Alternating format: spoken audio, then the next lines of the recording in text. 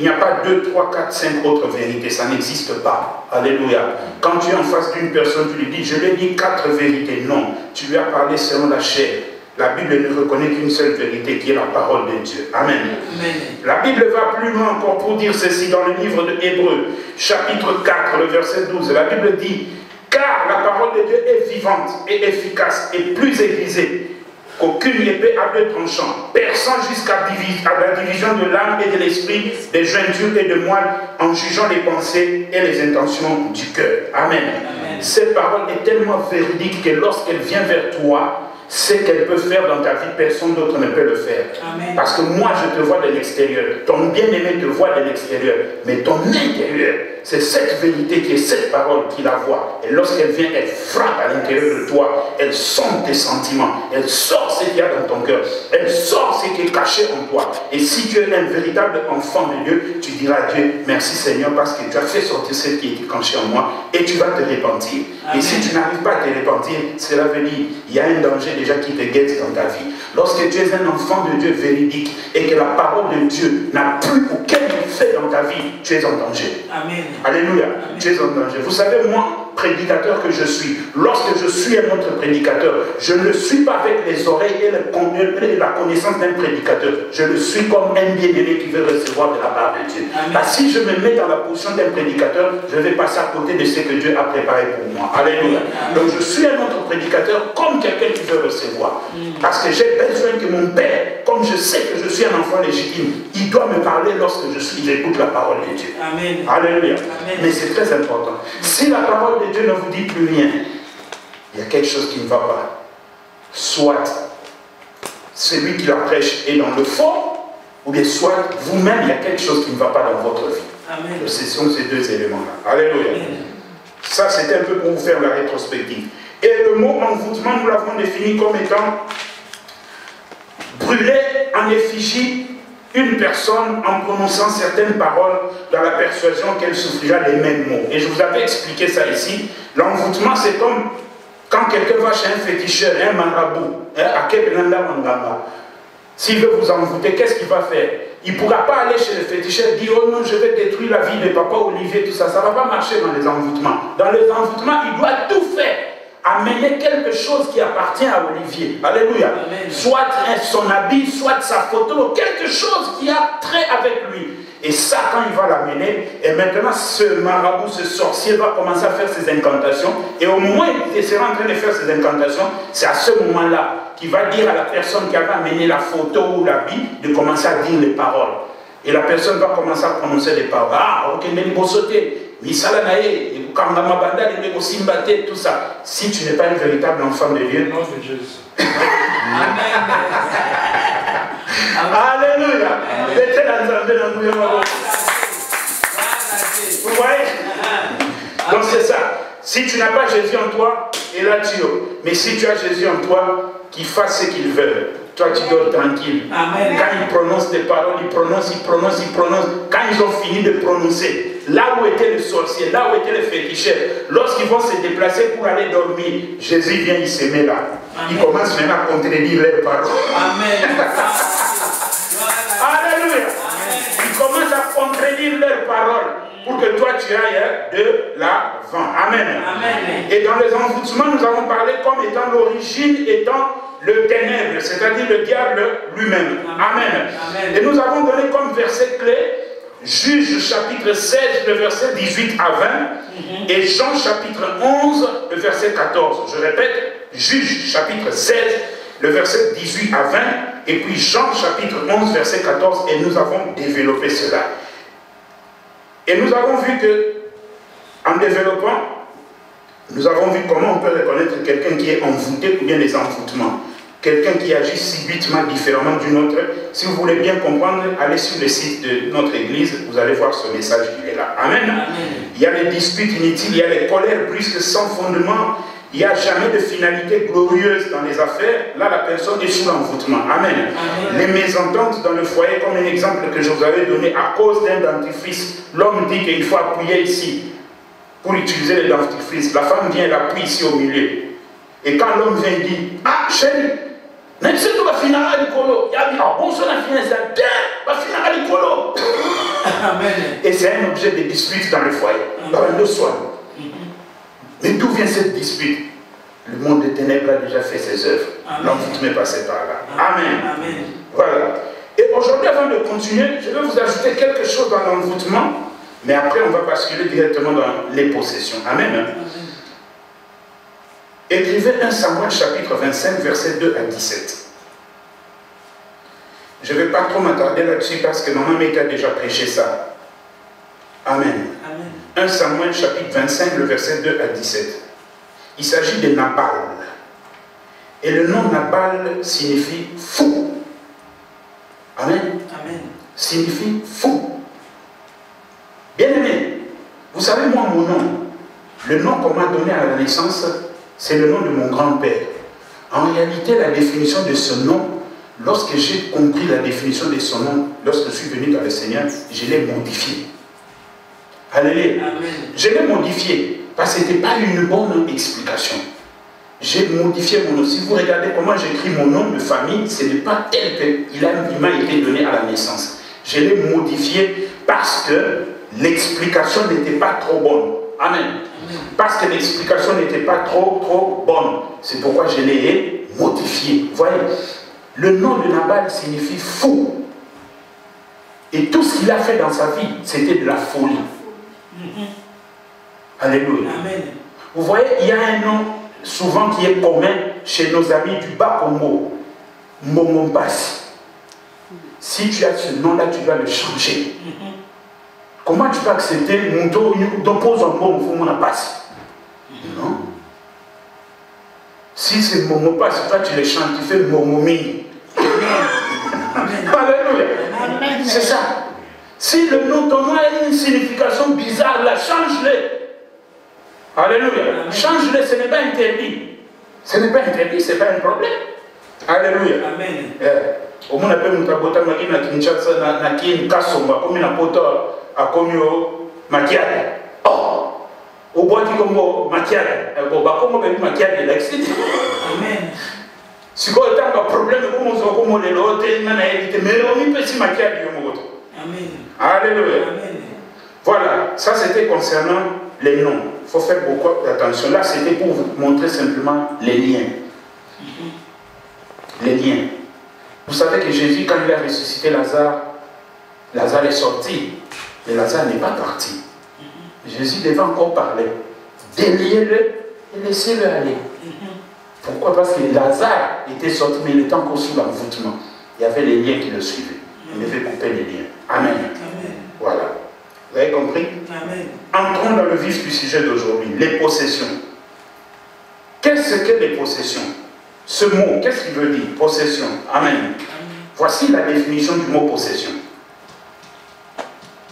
Ce mot veut simplement dire avoir en soi ou en son pouvoir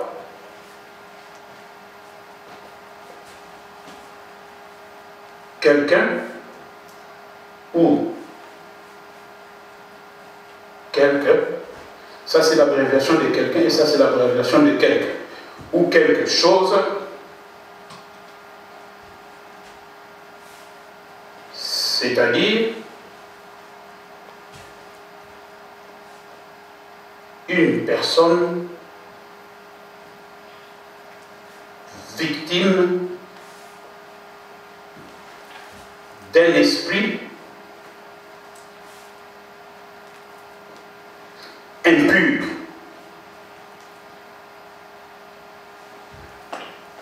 qui habite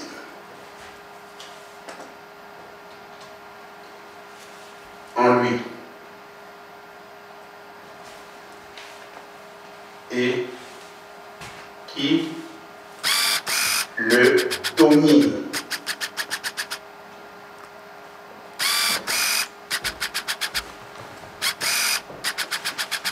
Amen. Amen.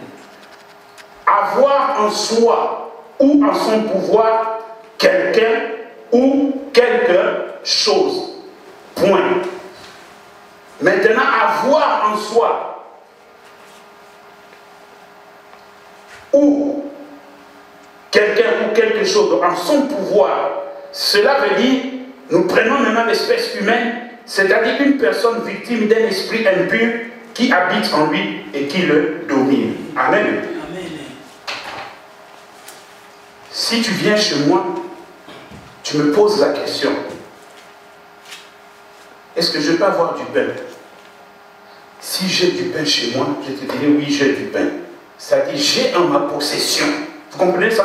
J'ai en ma possession du pain. Amen. Amen. J'ai en ma possession du pain. Maintenant, un chef d'entreprise, ça c'est un exemple terre à terre que je vous donne pour que vous puissiez comprendre. Un chef d'entreprise, quand on lui demande, on lui dit, est-ce que ce bien-aimé là, qui travaille chez toi, il peut venir travailler chez moi? Si le chef dit, tel, Georges, va travailler chez lui pendant 5 heures du temps.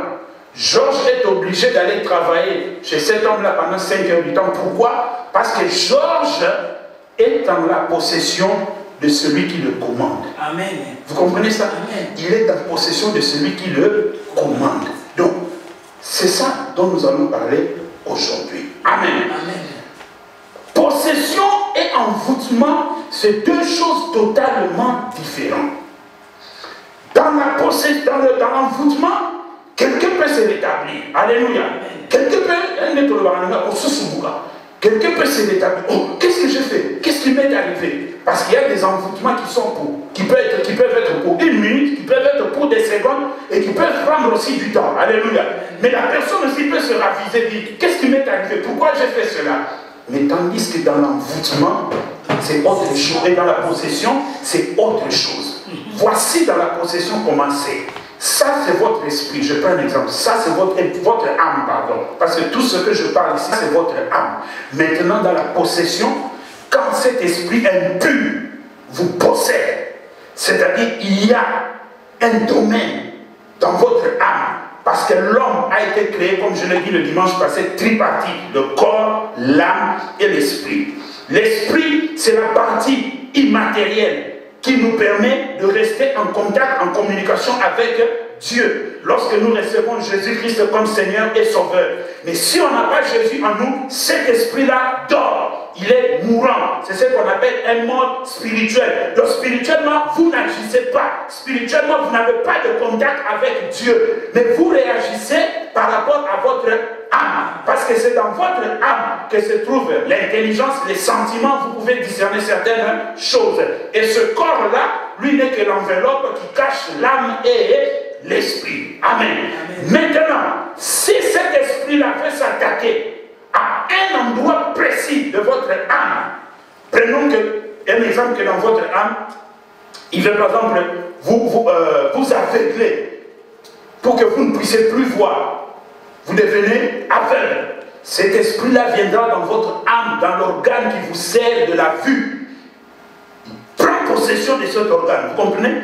Il prend possession de cet organe. C'est-à-dire vous-même maintenant, par rapport à vous-même, par rapport à votre âme, vous n'avez plus la capacité d'ouvrir vos yeux et de voir. Parce qu'il y a un esprit qui vous a possédé et qui vous a bloqué le fonctionnement de votre vue pour que vous puissiez voir. Alléluia. Alors lui, comme il vous a maintenant possédé, il est différent d'un envoûtement qu'on a fait des incantations. Mais lui, il est en vous. Il est en vous. Pour qu'il lâche prise, c'est simplement qu'il doit être chassé au nom de Jésus. Amen. Alléluia. C'est ce qu'on appelle possession. Et ça, c'est plus dangereux que l'envoûtement.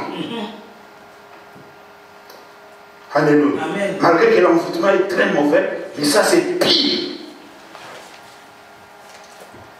Amen. Ça, c'est pire. Pourquoi on a dit un esprit impur? Parce que les esprits impurs, ce sont les démons.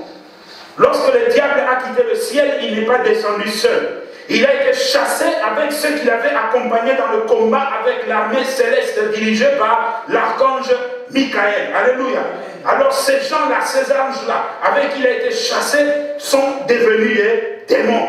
Et ce sont eux qui sont derrière toutes les choses qui se passent dans ce monde. Amen. Amen. Notre premier point, c'est concernant l'origine. Comme nous l'avons dit le dimanche passé, l'origine, c'est simplement le monde des ténèbres et le diable. Amen. Amen. Premier point, origine. monde de ténèbres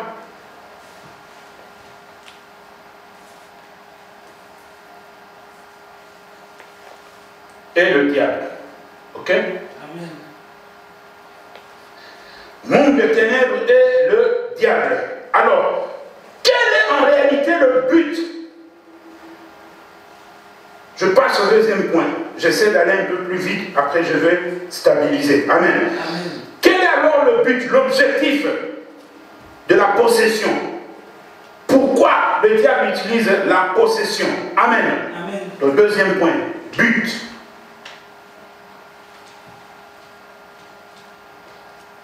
Apocalypse, chapitre 12, le verset 12 à 18. C'est ça son but. Apocalypse, chapitre 12, le verset 12 à 18.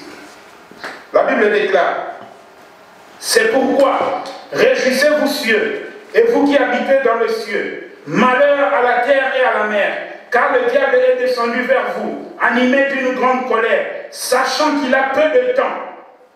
Quand le dragon vit qu'il avait été précipité sur la terre, il poursuivit la femme qui avait enfanté, l'enfant mâle. Et les deux ailes du grand aigle furent données à la femme afin qu'elle s'envole au désert, vers son lieu où elle est nourrie un temps, de temps et la moitié d'un temps, loin de la face du serpent. Et de sa bouche, le serpent lança de l'eau comme un fleuve derrière la femme, afin de l'entraîner par le fleuve. Et la terre secourut la femme. Et la terre ouvrit sa bouche et engloutit le fleuve que le dragon avait lancé de sa bouche.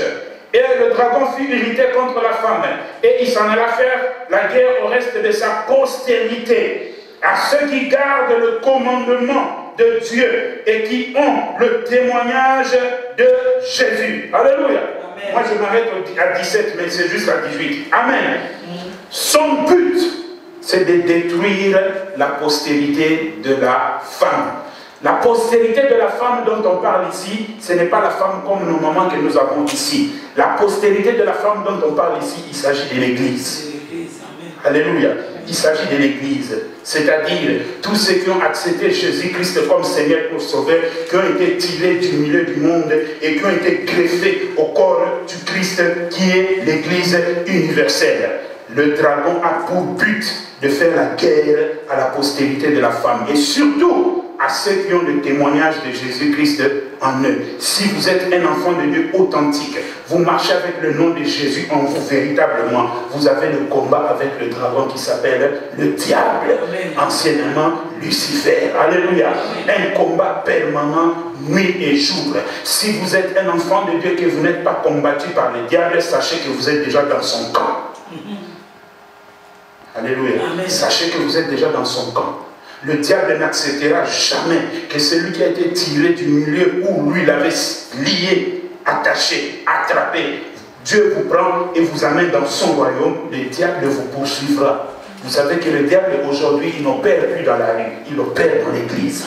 Il est entré dans l'église parce qu'il a compris que pour que je récupère ce que j'ai perdu, je dois entrer dans l'église. Il est entré dans l'église avec beaucoup de sortes de pratiques. Ça, on verra ça une autre fois. Alléluia. Amen. Et nous, aujourd'hui, nous sommes en train de parler des envoûtements, des possessions.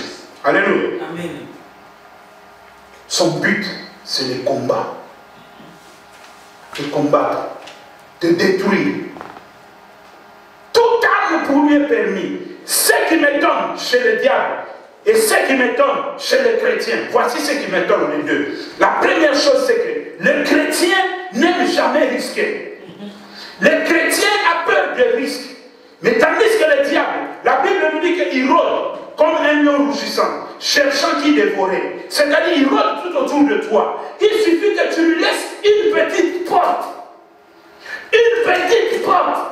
Il va entrer par cette petite porte, sachant lui-même, il le sait, sachant lui-même que là où je vais entrer, je vais recevoir des coups.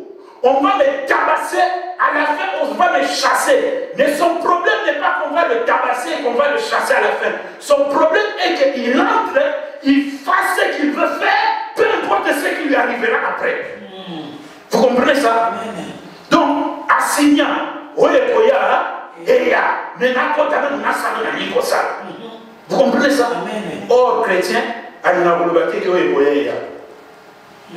les chrétiens ont peur, les chrétiens tremblent. Mais le diable sait que là, si j'entre, sa vie de prière était à 100. Maintenant, je vois sa vie de prière est à 60. Mais les 40 qu'il a perdu, là, je peux faire quelque chose dans les 40 qu'il a perdu. Il va entrer. Il sait que tu gardes encore 60% de la vie de prière. Mais il entre quand même. Malgré qu'il sait qu'avec les 60, tu peux les chasser. Mais il entre quand même. Pour faire ce qu'il veut faire. Même si tu vas les chasser après. Mais à ça, ça le boulot. Amen. Amen. Alléluia. Vous comprenez ça? Le combat. C'est pourquoi un chrétien doit être conscient du combat spirituel. Si tu n'es pas conscient du combat spirituel, bien aimé, ta vie est en danger. Amen. Ta vie est en danger. Il y a des choses que tu fais passer, mais qui te coûtent cher, qui te coûteront cher. Il y a des choses que tu acceptes, qui te coûtent cher et qui te coûteront cher. Ce n'est pas toute chose qu'il faut accepter. Il faut avoir toujours deux sortes d'analyses. Lorsque la chose arrive, la première analyse, regarde ça par rapport à la chair.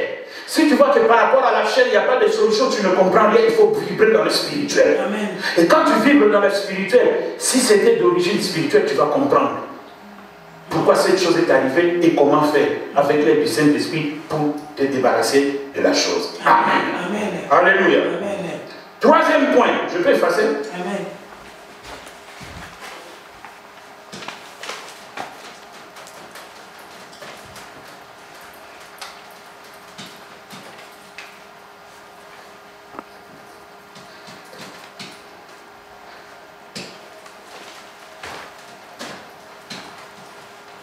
Connaître les possessions et les posséder.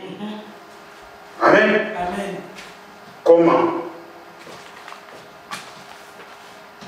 Reconnaître.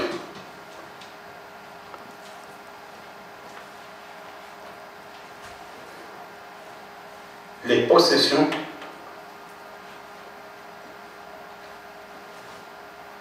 et les posséder.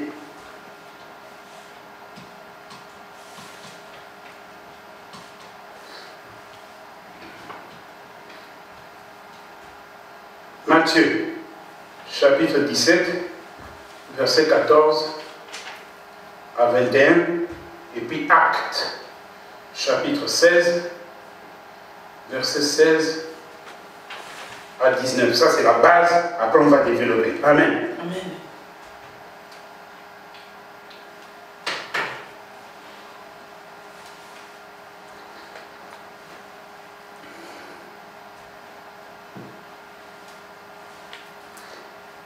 Matthieu 17, 14 à 21. Voici ce que la Bible déclare. Lorsqu'il fut arrivé près de la foule, un homme vint se jeter à genoux devant Jésus et dit: Seigneur, aie pitié de mon fils qui est lunatique et qui souffre cruellement. Il tombe souvent dans le feu et souvent dans l'eau. Je l'ai amené à tes disciples et ils n'ont pas pu le guérir. Race incrédule et pervers, répondit Jésus. Jusqu'à quand serai-je avec vous? Jusqu'à quand vous supporterai-je? Amenez-le-moi ici. Jésus parla sévèrement au démon qui sortit de lui, et l'enfant fut guéri à l'heure même. Alors les disciples s'approchèrent de Jésus et lui dirent en particulier: Pourquoi n'avons-nous pas pu chasser ce démon?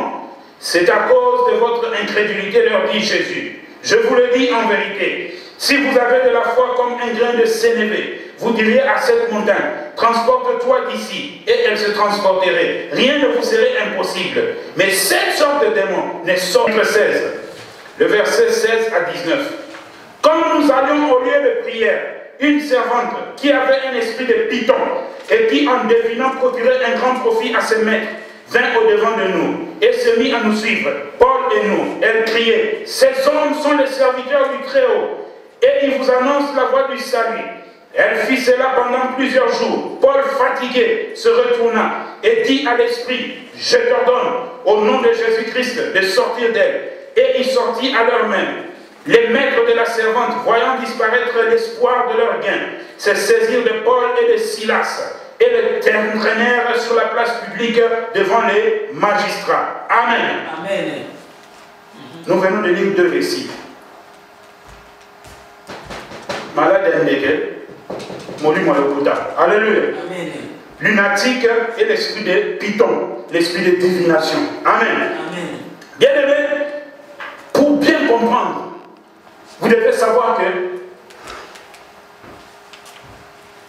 tout agissement, tout acte que pose une personne qui n'est pas conforme à la parole de Dieu, ce nom-là représente les démons qu'il a possédés. Vous avez compris ça? Je dis bien, tout acte que pose quelqu'un ou un enfant de Dieu qui n'est pas conforme à la parole de Dieu, s'il est possédé, ce nom, le nom de l'acte qu'il a posé, représente le nom du démon qu'il a possédé. Amen. Amen. Vous allez comprendre ça. Ouvrez vos Bibles dans 2 Pierre, chapitre 1, le verset 2 à 19. 2 Pierre, chapitre 1. Le verset 2 Pierre, chapitre 2, pardon, verset 19.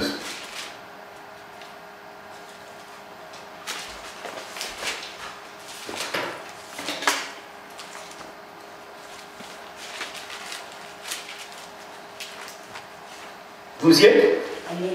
La Bible déclare ceci. Ils leur promettent la liberté quand ils sont eux-mêmes esclaves de la corruption. Car chacun est esclave de ce qui a triomphé de lui. 2 Pierre, chapitre 2, verset 19. Ils leur promettent la liberté quand ils sont eux-mêmes esclaves. Car chacun est esclave de ce qui a triomphé de lui. Amen. Chacun est esclave de ce qui a triomphé de lui. Si vous êtes triomphé par un démon, vous allez répondre par rapport au désir de ce démon-là. Parce qu'il a triomphé de vous. Vous êtes son esclave dans ce domaine-là bien précis. Alléluia. Nous allons maintenant reconnaître les possessions et ceux qui sont possédés. Maintenant, développons. Alléluia. Vous allez remarquer, celui qui est possédé, c'est quelqu'un qui refuse de voir la gravité des actes commis ou qu'il veut commettre. Alléluia. On va expliquer. Celui qui refuse de voir la gravité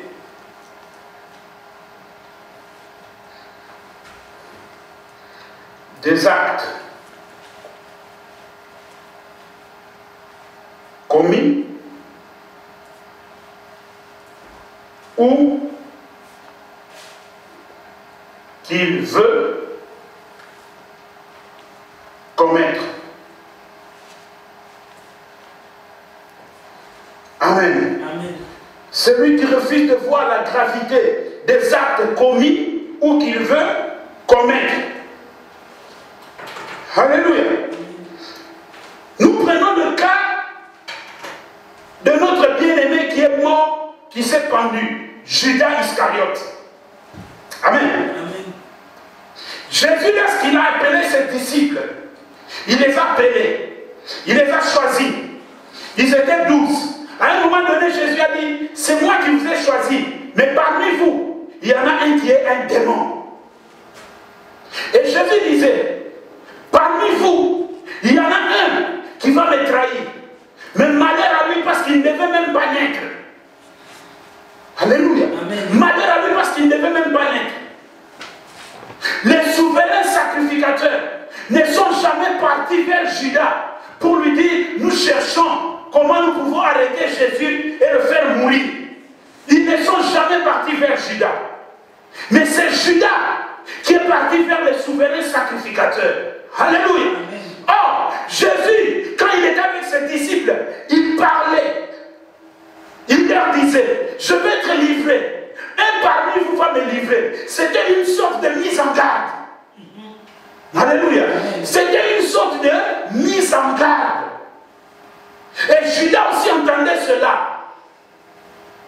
Mais Judas, il a refusé de voir la gravité des actes qu'il devait commettre. Il a refusé de voir cette gravité. Jésus disait, un de vous va me trahir à cause de Mais Judas a refusé de voir cette gravité. Pourquoi? Parce qu'en Judas se trouvait le démon qui aime l'argent. Le démon de cupidité. L'envie de l'argent, c'est pourquoi la Bible dit l'amour de l'argent, c'est la racine de tous les maux. Il y avait l'esprit de cupidité en Judas. Il a refusé de voir la gravité de l'acte qu'il devait commettre. Il est lui-même parti vers les souverains sacrificateurs. Combien me donnerez-vous si je vous livre Jésus? Il leur dit, nous allons te donner 30 pièces d'argent. Ok. Ils se sont contenus. Judas est revenu. Le jour de la Pâque, Jésus parle encore. Il dit, je suis triste dans mon esprit, parce que l'heure est en train d'approcher. Un parmi vous ici va me trahir tout à l'heure. Il s'est regardé. Qui est-ce, maître? Qui est-ce? Celui à qui je donnerai le pain après que j'ai mangé. Quand Jésus a mangé, il a donné à Judas. C'était une alerte. Mais Judas refusait de voir la gravité de la situation. Amen. Et la Bible, qu'est-ce qu'elle nous dit? Lorsque Judas a mangé, le diable entra en lui. En d'autres termes, lorsque Judas a mangé, ce démon-là s'est manifesté. Pour qu'il part maintenant accomplir totalement ce que ce démon-là qu'il avait possédé voulait que Judas fasse. Vous comprenez? C'est pourquoi l'apôtre Paul, quelque part, il dit ceci. Misérable que je suis, qui me délivrera? Ce que je ne veux pas faire, je le fais. Mais ce que je veux faire, je n'arrive pas à le faire. C'est ça le problème. Vous ne voulez pas faire, mais vous faites. Vous voulez faire, mais vous n'arrivez pas à faire. Bien aimé, il ne faut pas blaguer avec le diable. Le diable n'est pas votre ami. Alléluia. Le diable n'est pas votre ami. Ne blaguez pas avec lui. Ne le laissez pas le temps de vous approcher. Ne lui donnez jamais l'occasion de faire quelque chose dans votre vie. Alléluia. Jésus avait dit un jour ceci. Il a dit, je vois le maître de ce monde qui est en train d'arriver. Mais il n'y a rien de lui en moi. Amen. Alléluia. Amen. Il dit, il est en train d'arriver, mais il n'y a rien de lui en moi. Faites un effort dans votre vie spirituelle chaque jour, qu'il n'y ait rien du diable en vous. Amen. C'est pourquoi quand on va prier tout à l'heure, si pendant que je suis en train de donner le message, vous constatez qu'il y a quelque chose du diable en vous, vous devez remettre au diable ce qui lui appartient. Amen. Alléluia. Amen. Il dit, il n'y a rien de lui en moi. Et un bien-aimé, avant de se convertir, Azora Mwasini Nakis. Akamaba Nakis. C'est le cas de quartier, à Kepanganga, où il y a des macamots et des cagas, à Kamye Nakis. Pam, pam, pam, pam, pam, pam, pam, pam, comme peu, à Bali, une origine, Moulini. Et voilà qu'un jour, le frère et sa femme acceptent Jésus-Christ comme Seigneur et Sauveur. Il est entré dans la profondeur de la prière. Dans cette profondeur de la prière, à chaque fois qu'il priait, il disait, Seigneur, merci, parce que tu m'as donné une belle femme. Le diable venait et lui disait, tais-toi. C'est moi qui t'ai donné cette femme. Il y avait l'esprit de réclamation. Parce que ce n'était pas Dieu qui lui avait donné cette femme. L'origine de son union avec cette femme a pour origine le monde des ténèbres. Alors le diable était permis. Il faut faire attention. Le diable était permis parce que l'origine, si vous êtes là, vous êtes en vie, et que vous n'avez pas été sorcier dans votre vie, glorifiez l'Éternel. Est-ce que vous savez que nous portons en nous le sang de la sorcellerie? Parce que nous avons été sacrifiés par nos ancêtres. Quand ils ne connaissaient pas Jésus, ils allaient voir les idoles, ils ont dit des choses, ils ont sacrifié leur sang, et nous sommes la descendance de ce sang-là. Amen. C'est pourquoi vous voyez, quand quelqu'un dit qu'il y a aussi conscience, mensonge, conscience, ça n'existe pas. Parce que tout ce qui a trait à la sorcellerie passe par le sang. C'est pourquoi Dieu a dit, la vie de l'âme se trouve dans le sang. C'est pourquoi Dieu n'aime pas qu'on verse le sang de quelqu'un. Alléluia. Le diable s'attaque à l'âme parce qu'il sait que l'âme a pour demeure le sang. L'âme se promène dans le sang. Si vous perdez tout votre sang, vous ne pourrez pas vivre parce que l'âme n'aura pas de place où se promener. Alléluia. C'est pourquoi le diable aime le sang. Parce qu'il sait que votre âme se trouve dans votre sang. Amen. Celui qui refuse de voir la gravité des actes qu'il a commis. Au moins, maintenant, vient dans le quartier, les grands frères Landau, à Saint-Étienne, là-bas. Mais vieux, ma camoïne, au Saint-Étienne, oh, petit. Bino de Bobo que nous habitons. Na place, à sa place. C'est pas normal. Alléluia. Ce n'est pas normal.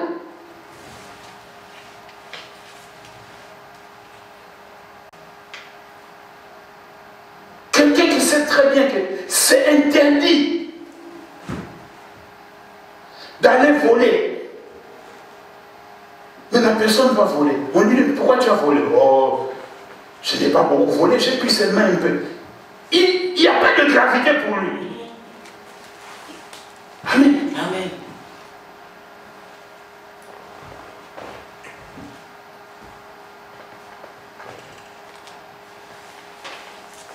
Quelqu'un qui vient ici, il parle, il dit des choses, ah, il prend ce qu'il avait parlé là-bas, il va chez l'autre.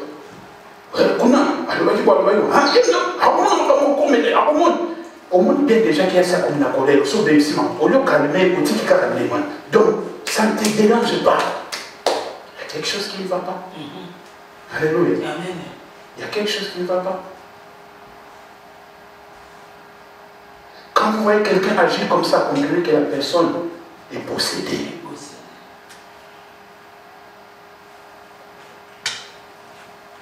Et il faut chasser cet esprit-là pour que la personne retrouve tout son bon sens.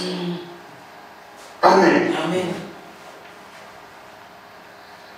Deuxième chose, le refus total de toutes sortes de conseils de justice et de droit. Le refus total de toutes sortes de conseils, justice et de droit. Amen. Amen.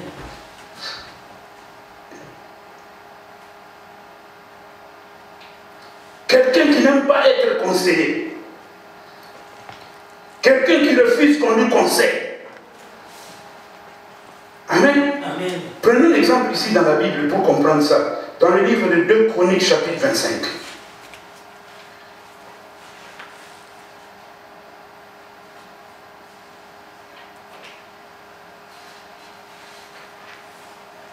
Chroniques, chapitre 25, le verset 14 à 16.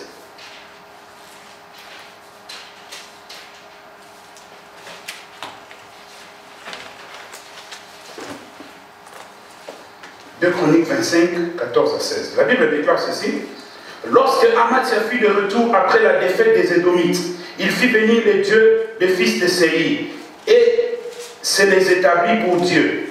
Il se prosterna devant eux et leur offrit de parfum. Alors la colère de l'Éternel s'enflamma contre Amathia. Et il envoya vers lui un prophète qui lui dit, pourquoi as-tu recherché les dieux de ce peuple quand ils n'ont pu délivrer leur peuple de ta main? Comme il parlait, Amathia lui dit, est-ce que nous t'avons établi ou est-ce que nous t'avons fait conseiller du roi? Retire-toi. Pourquoi veux-tu qu'on te frappe? Le prophète se retira en disant, je sais que Dieu a résolu de te détruire parce que tu n'as pas fait tu as fait cela et tu n'as pas écouté mon conseil. Amen. Alléluia. Amen. Vous voyez?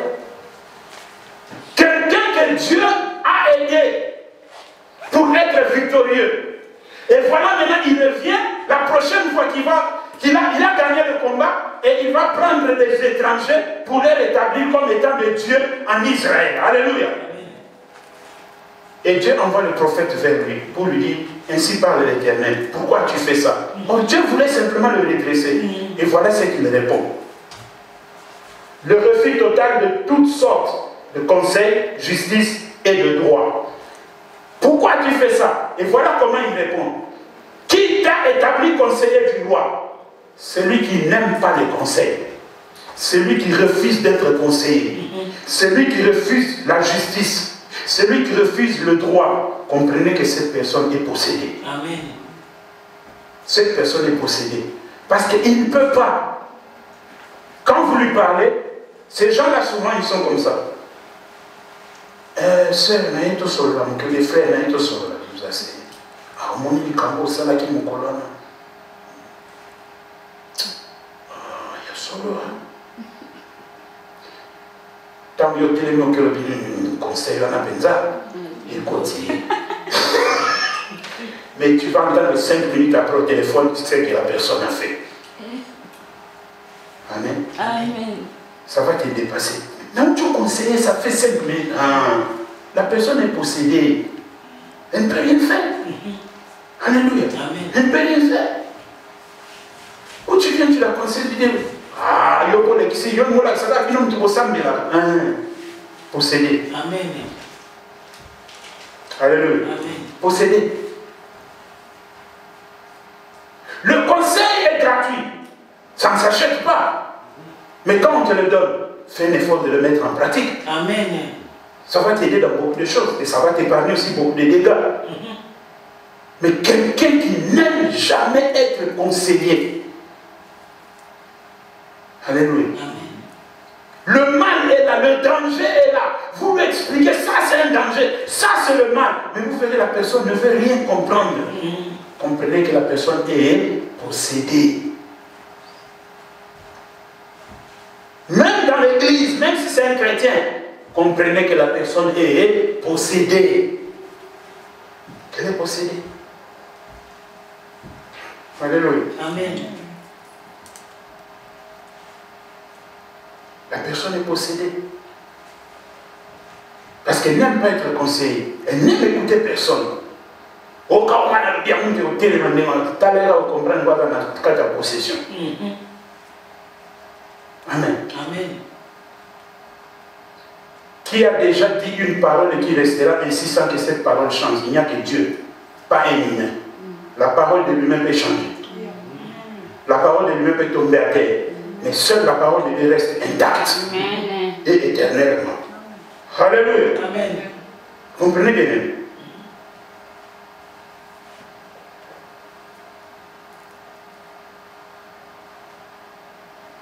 Quand on vous conseille, acceptez le conseil, faites un triage, retenez ce qui est bon et mettez ça en pratique, ça va vous aider. Amen. Amen. Amen. La troisième chose, l'opposition catégorique à la parole de Dieu.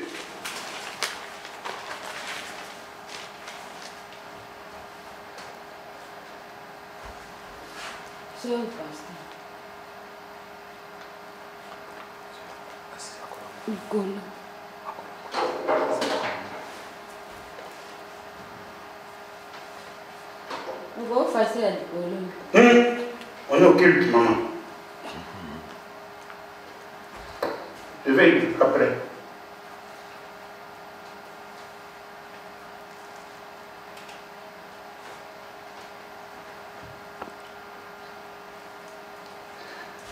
L'opposition catégorique à la parole de Dieu.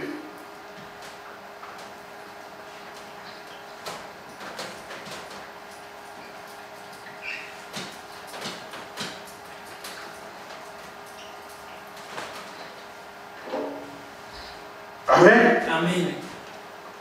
L'opposition catégorique à la parole de Dieu. Ici, nous avons les démons qu'on appelle les démons d'incrédulité, l'esprit d'incrédulité. Celui qui s'oppose catégoriquement à la parole de Dieu.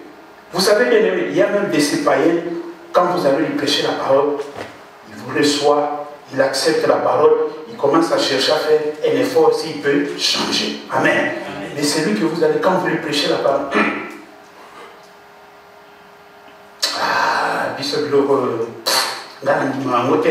quelqu'un qui s'oppose comme ça, comprenez que la personne est sous l'envoûtement. La possession, alors, ce mot-là revient beaucoup. Amen. Alléluia. Comprenez que la personne est possédée par l'esprit d'incrédulité. C'est-à-dire, quand vous parlez, il y a un rejet. Vous envoyez. Vous envoyez. La personne refuse catégoriquement la parole de Dieu. Moi, je connais des païens. Lui ne prie pas, mais sa femme prie.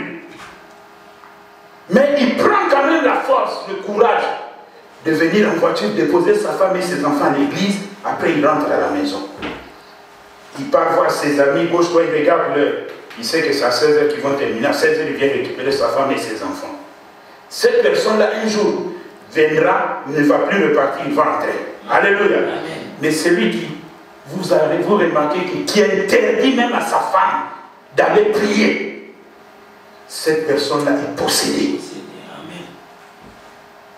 Alléluia. Amen. Or, la Bible dit ceci dans 1 Corinthiens chapitre 7. La prière de l'un ou de l'autre sanctifie l'un ou l'autre. C'est-à-dire, si l'homme n'est pas chrétien, la prière de la femme sanctifie l'homme. Si la femme n'est pas chrétienne, la prière de la femme, de l'homme sanctifie la femme. Alors, si vous tous les deux, vous ne priez pas, qui va sanctifier l'autre par la prière? Il y a quelque chose qui ne va pas. Et ça, ce sont les manœuvres du diable avec ses démons pour que l'un soit possédé afin qu'il interdise à l'autre de ne pas y aller. Alléluia. Amen. L'opposition catégorique à la parole de Dieu. Et un jour, il y avait un papa en Belgique qui m'a dit, fils, vous vous dites toujours, oh, la vérité, la vérité.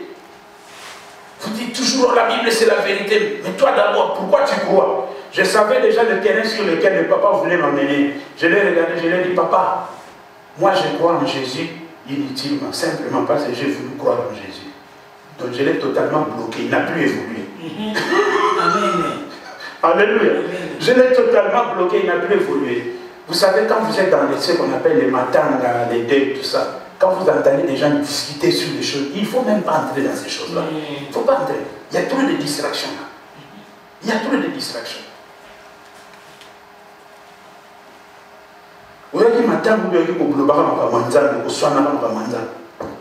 Amen. Amen. Voyez quelqu'un qui ne connaît rien de la part du Seigneur, mais il est en train de parler comme s'il connaissait quelque chose de la part du Seigneur. Et souvent, ces gens-là ont leur idée derrière la tête. Si tu cherches à lui expliquer, ça va enflammer les choses. Donc, ça ne sert à rien. Laisse-lui dans son ignorance. S'il est de Dieu, un jour Jésus va le croiser. Amen. Alléluia. Amen. L'esprit d'incrédulité empêche les gens d'accepter la parole de Dieu. L'esprit d'incrédulité. L'incrédule, ce n'est pas seulement la personne que tu vois dehors qui passe et qui n'est pas entrée ici. Même dans l'église, il y a des incrédules. Quand on prêche le message, il dit ça, ce n'est pas pour moi. Tu es un incrédule. Comment ça ne peut pas être pour toi? Alléluia. Comment ça ne peut pas être pour toi? Dieu peut donner un message. Il a une personne spéciale qui vise dans le message. Mais tout l'auditoire doit aussi bénéficier de quelque chose. Amen. Et si ce n'était pas ça, pourquoi ils sont venus alors? Alléluia. Hein? Les gens qui sont dans l'église quand on prêche, ils écoutent après, ils disent, ça doit être pour maman Abigail, par rapport à la chose qu'elle avait fait. Qui te dit que c'est pour maman Abigail? Tu es venu à l'église pour voir qu'on va prêcher maman Abigail, ou bien tu es venu à l'église pour toi aussi recevoir ta part. Alléluia. Amen. Les gens qui viennent à l'église, qui sont les mêmes hier, aujourd'hui et éternellement, ce sont des incrédules. Amen. Ils sont possédés par l'esprit d'incrédulité. C'est pourquoi Jésus-Christ avait dit à Nicodème, Nicodème, tu es le docteur d'Israël, mais tu ne connais pas ces choses. Pour entrer dans le royaume, tu dois naître de nouveau. Et c'est là que Nicodème avait compris que sa vie était en danger. Non, en venant à Jésus, nous devons changer. Alléluia. Nous devons changer. Vous avez compris? L'esprit d'incrédulité. Nous avons encore ceux qui voient leur propre intérêt et qui sont prêts à tout pour cela.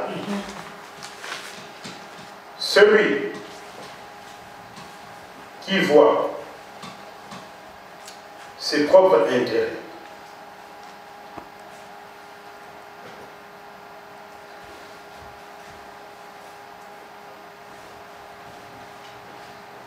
et prêt à tout pour cela. Amen. Celui qui voit ses propres intérêts et qui est prêt à tout pour cela. Amen. Amen. Matthieu chapitre 2, versets 16 à 18.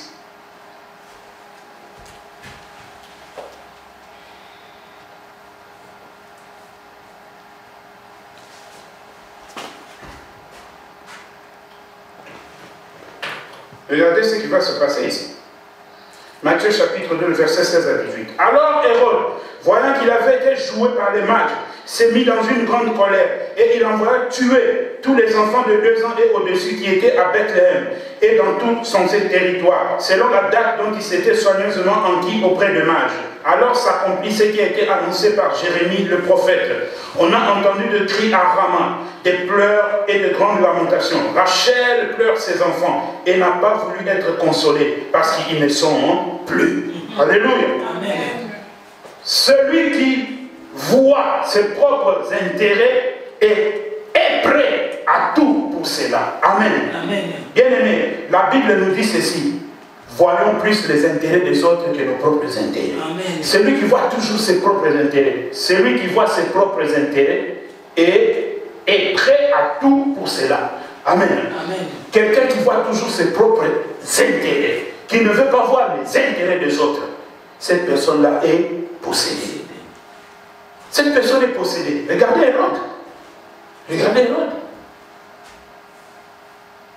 Il a vu ses propres intérêts, il a fait tuer des enfants pour rien. Celui qui voit ses propres intérêts est capable d'envoyer les gens à la mort. Celui qui voit son propre intérêt est capable de faire tuer les gens. Celui qui voit ses propres intérêts est capable de trahir les autres. Alléluia. Amen. Pourquoi vous voyez que la politique de la RDC ne marche pas? Parce que chacun voit ses propres intérêts. Toujours des trahisons derrière. Les gens vont toucher de l'argent. Quand il vient, il sort, il dit en janvier, oh, on ne veut pas, on ne veut pas, on ne veut pas. Après 3 mois, quand il passe, oh non, vous voyez, pour le moment, on n'a pas. Il change de langage. Il a vu ses propres intérêts, il a trahi, on lui a donné de l'argent en coulisses. Ces gens-là sont des gens qui sont possédés. Alléluia. Amen. Ils sont possédés.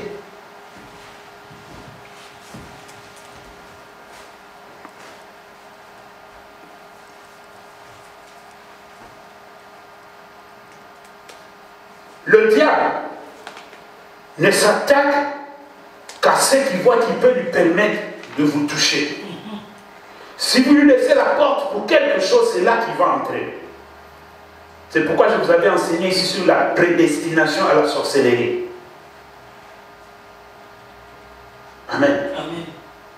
Si le diable vous regarde, il voit que vous n'avez plus le casque du salut sur votre tête. Il regarde votre raisonnement, à quoi vous pensez. Il a la faculté de le voir. Parce que vous avez perdu le casque du salut. Il regarde dans votre tête. Ça ne tourne que le pouvoir. Le pouvoir. Le pouvoir. Il va vous amener la solution pour le pouvoir. Alléluia. Amen. Il va vous amener la solution pour le pouvoir. La première chose qu'il va vous amener, il va regarder, il a laissé la place, il va vous flasher par l'esprit d'orgueil. Vous serez possédé par l'esprit d'orgueil. Quand vous serez possédé par l'esprit d'orgueil, vous allez commencer à voir que vous êtes au-dessus de tout le monde. Après, il va commencer à vous proposer des choses qui vont vous amener au point même de faire tuer les autres si c'est possible, pour que vous ayez le pouvoir dont vous avez besoin. Alléluia. Amen. Dans la vie, ne voyez jamais vos propres intérêts. Si Dieu avait regardé ses propres intérêts, Dieu n'allait pas envoyer Jésus. Amen. Mais Dieu n'a pas regardé ses propres intérêts. Dieu a fait un donnant-donnant. Il a donné Jésus pour que nous aussi nous donnions notre âme. Vous comprenez ça? Amen. Il a fait ce que moi j'appelle le système de qui perd gagne. Il a perdu Jésus pour gagner ton âme. C'est parce qu'il n'a pas regardé ses propres intérêts. Amen. Hérode a fait tuer des enfants pour rien. Parce qu'il voit ses propres intérêts. C'est lui qui voit ses propres intérêts. Il est capable de faire des choses incroyables. Des choses incroyables, je vous dis. Pourquoi vous croyez que tous ces jeunes gens, ces jeunes filles que nous voyons ici à gauche-droite sont entrés dans l'occultisme? Parce qu'ils voient leurs propres intérêts.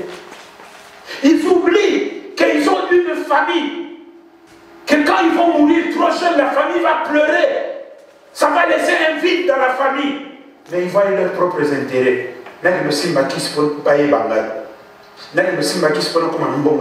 Propres intérêts. Pourquoi? Parce qu'en eux déjà, ils étaient possédés par l'esprit de cupidité, par l'esprit d'orgueil, par l'esprit de pouvoir. Alléluia. Amen. Alors le diable leur a facilité la tâche. Amen. Vous ne savez pas que vous êtes important pour votre famille et que si vous mourrez avant le temps, vous allez laisser un vide dans la famille qui ne pourra pas être remplacé. Alléluia. Amen. Très important, bien aimé. Vous devez penser aux autres avant de penser à vous-même. Si je fais ça, est-ce que dans ma famille ça va aller? Si je fais ça, que deviendront mes enfants? Que deviendront mes enfants? Tu vas aller entrer dans l'occultisme pour être une grande personne. Tu vas régner pour 5 ans, 10 ans. Après, parce que c'est un argent qui vient de ténèbres, ça rentrer dans le ténèbres. Les enfants vont rester encore souffrir davantage. Alléluia. Amen. Celui qui aime ou a l'habitude de voir ses propres intérêts est possédé.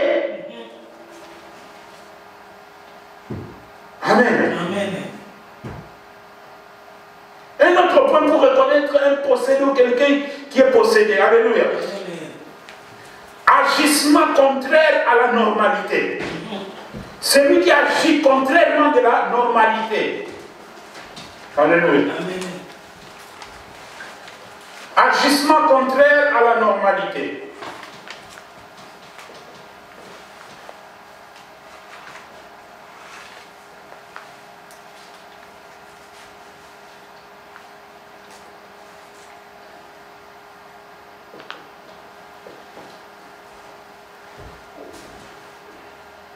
Agissement contraire à la normalité. Alléluia. Le mot contraire, bien aimé, veut simplement dire ce qui est inverse, ce qui est opposé. Alléluia. Ce qui est inverse, ce qui est opposé. C'est-à-dire, on dit que si tu entres dans un supermarché et que tu prends des choses, tu dois passer par la caisse et payer et partir. Mais celui qui fait le contraire, qu'est-ce qu'il fait? Il va, il prend, il met dans ses habits, dans ses poches, il sort et il part. Donc il agit contraire à la normalité. Ça, c'est le démon qui s'appelle l'esprit de contraire. Alléluia. L'esprit de contraire. Tu viens, tu dis à la personne, tu vois, ici, si tu déplaces les deux chaises là, il y aura un vide ici, ça va créer des problèmes. Tu as compris? Oui, j'ai compris. Et quand vous partez, vous revenez demain, vous trouvez que la personne a déplacé les deux chaises. Donc il a fait le contraire de ce que vous lui avez dit. La personne est possédée. Alléluia. La personne est possédée.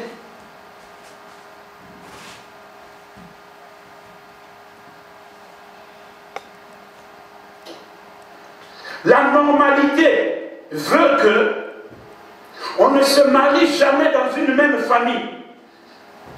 Si tu veux te marier, tu dois aller en dehors de ta famille.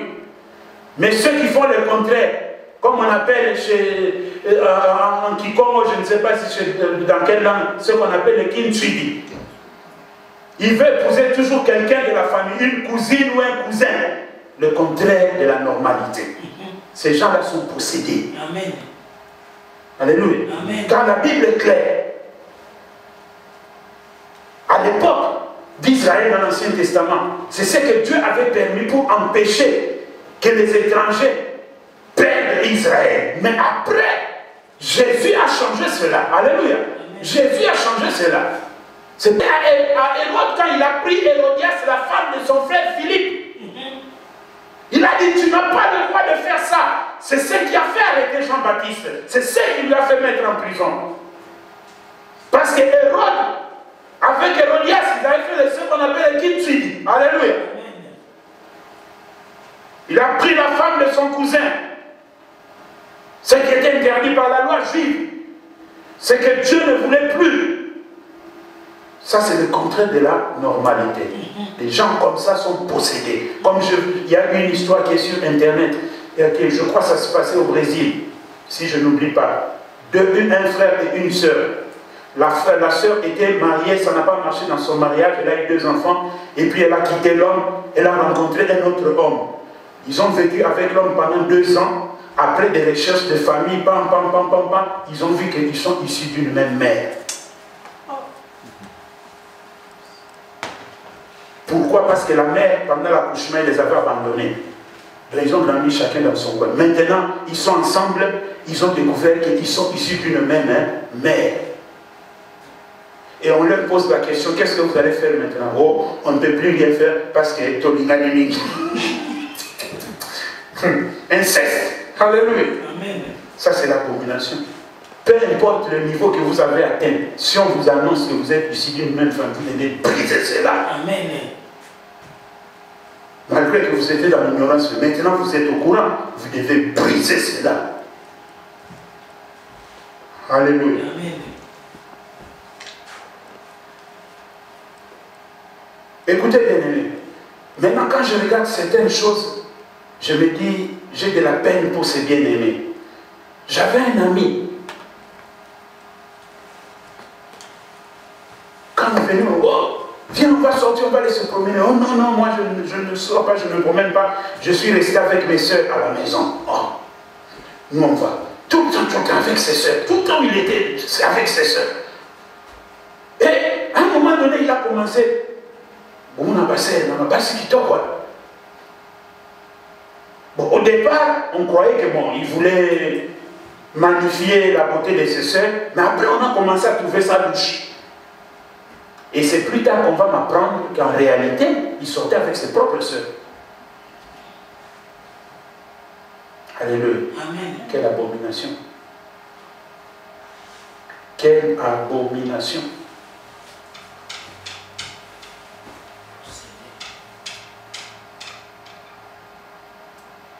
Ces genres de personnes sont des gens qui sont possédés. Et ils doivent être délivrés. Alléluia. Amen. Donc le contraire de la normalité. Et ces sœurs maintenant, elles ont un problème pour se marier. Ils commencent à avoir des enfants gauche, droite, mais vous êtes déjà dans l'inceste, vous avez fait l'inceste, vous êtes possédé, vous êtes sous la malédiction, rien ne va marcher. C'est comme dans la Bible, quand Job est sorti de Sodome et Gomorrhe avec ses 2 filles, ils sont partis habiter. Les filles de Job ont fait enivrer de l'autre, ont fait enivrer leur père de vin. Ils ont couché avec leur père. L'un a mis au monde un ammonite, l'autre a mis, comment on appelle ça? Moab et Ammon. Et c'était des enfants sous la malédiction. Vous voyez? Le contraire de la normalité.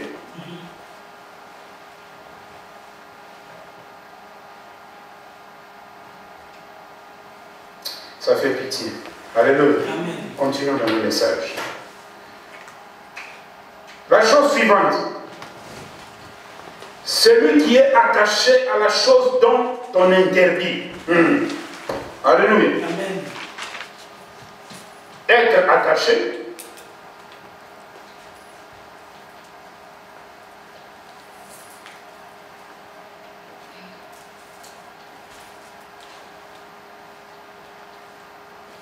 Dont on interdit. Amen.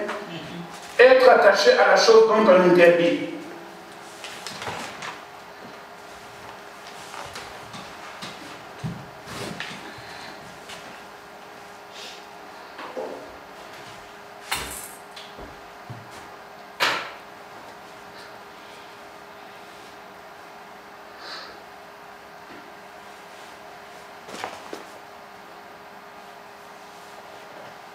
Amen. Amen. Je connais un garçon, je le dis en parabole pour que vous ne compreniez pas. Je connais un garçon. C'est pourquoi j'ai toujours dit aux mamans ceci, surtout aux jeunes mamans. Si vous mettez au monde un enfant, lorsque l'enfant commence à avoir déjà 3 ans, n'osez plus jamais de montrer à votre enfant votre nudité. Alléluia. Amen. À partir des gens de 3 ans, n'osez plus.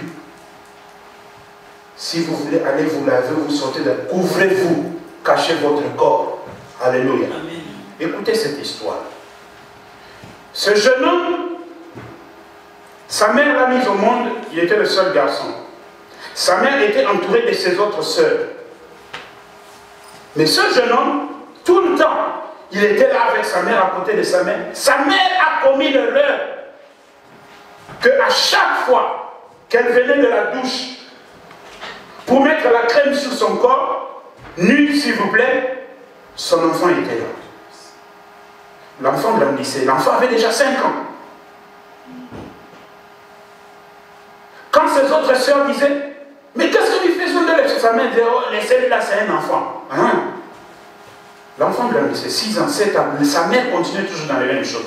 Et cet enfant dormait avec sa mère. Alléluia. Elle dormait avec sa mère. Et vous savez que le diable maintenant a quitté les salles de cinéma, il est venu dans les télévisions. Et dans les télévisions, toutes sortes de bêtises se passent.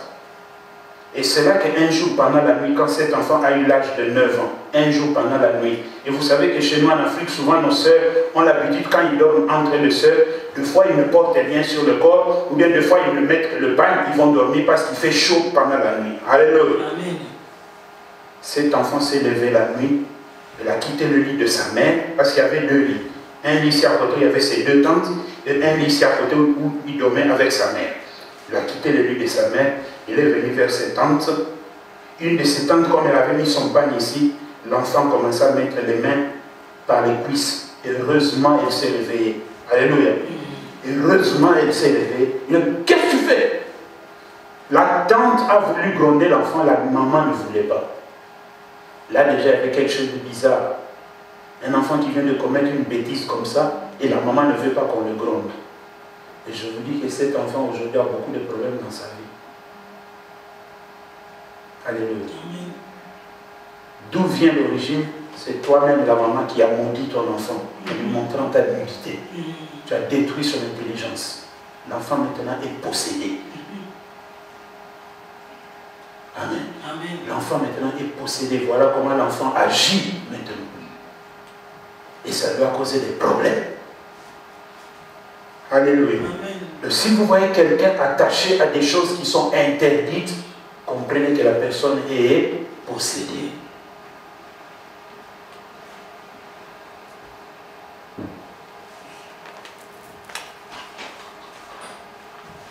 Parce que ce qui est interdit, c'est qu'une chose qui est défendue soit par la loi ou soit par la morale. L'inceste est défendu non seulement aussi par Dieu, mais aussi par la loi. La loi même de l'homme interdit à un homme d'épouser un membre de sa famille. Et comment Dieu peut accepter ça? Alléluia. Amen.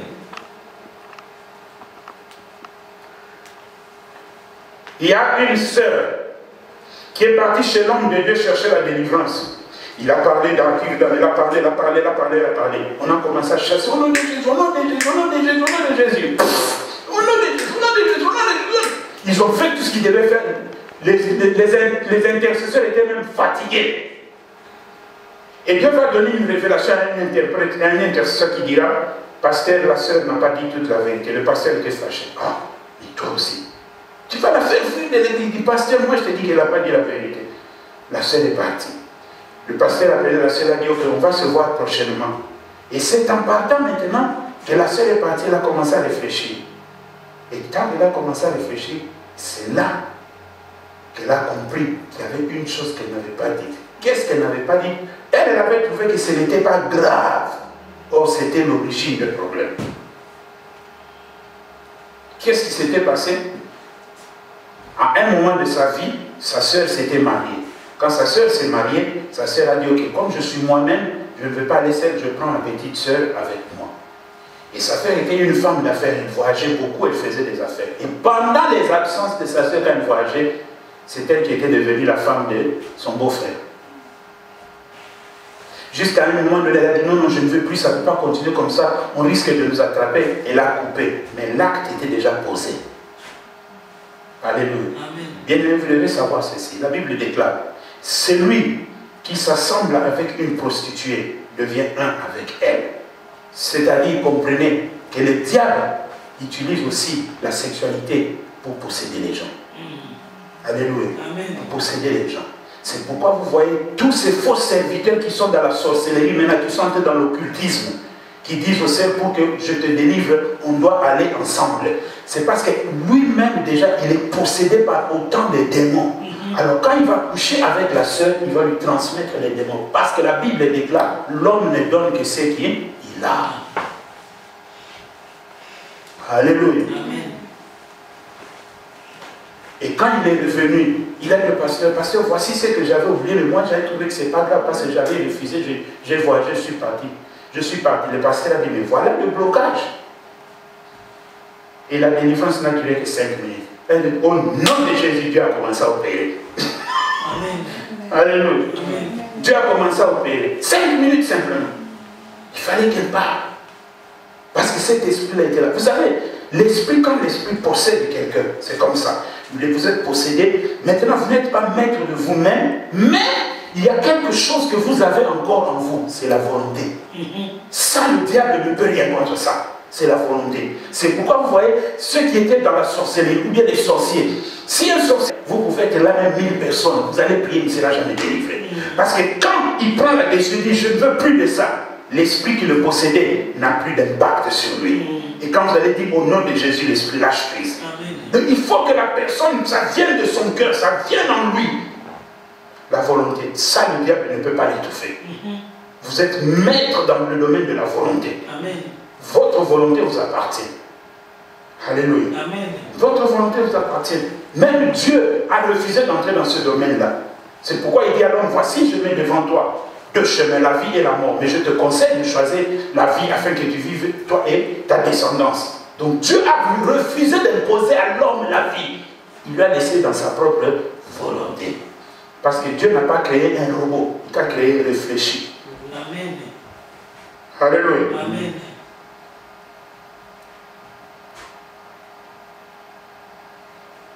Donc quelqu'un qui fait le contraire de la normalité est possédé. Et moi je me suis toujours posé cette question. Tu vas habiter chez ta soeur. Tu es seul, tu vas habiter chez ta soeur. Et voilà que tu commences à sortir avec le mari de ta soeur. Je me suis toujours posé cette question. Je sais qu'il est très difficile à la soeur d'aller proposer à son beau-frère de sortir avec elle. C'est souvent les hommes qui commencent. Alors quand le mari de ta soeur vient te proposer des bêtises pareilles, pourquoi ne pas lui dire, si tu reviens encore la deuxième fois, je vais dire ça à ta femme. Il ne reviendra pas. C'est ce qu'on avait pris le premier point. Quelqu'un qui refuse de voir la gravité des choses. Et beaucoup sont tombés enceintes comme ça, des familles ont été dispersées à cause de ces bêtises. Alléluia. Amen. Passons. Celui qui a des relations sexuelles pendant la nuit avec des hommes ou des femmes. Amen. Amen.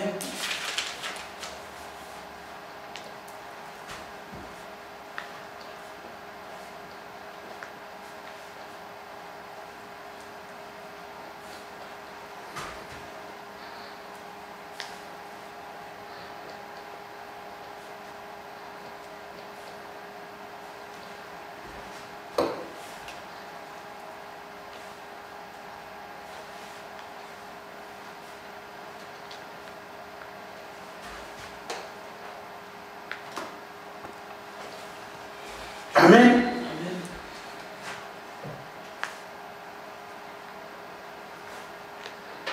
Avoir des relations sexuelles pendant la nuit avec des hommes ou des femmes. Ici, nous avons affaire à ce que nous appelons les femmes et les maris de nuit. Alléluia. Amen. Bien-aimés, écoutez. Ça.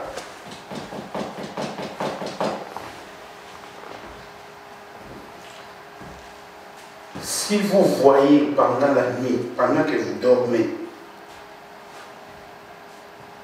vous voyez que ça vous arrive. Si vous êtes un homme et que vous voyez qu'il y a une femme avec qui vous êtes en train d'avoir des relations sexuelles, mais qui veut avoir des relations sexuelles avec vous, et continuez plus à dormir, levez-vous. Alléluia. Amen. Faites de toute votre force, levez-vous, levez-vous. Votre vie est en danger. Levez-vous et commencez à prier, commencez à chasser cet esprit-là au nom de Jésus. Alléluia. Amen. Je connais une sœur. À l'époque, on ne connaissait pas Jésus. Mais c'est maintenant dans le Seigneur que j'ai compris que c'était l'esprit de Marie de nuit. Ça a tellement duré qu'elle croyait que c'était normal.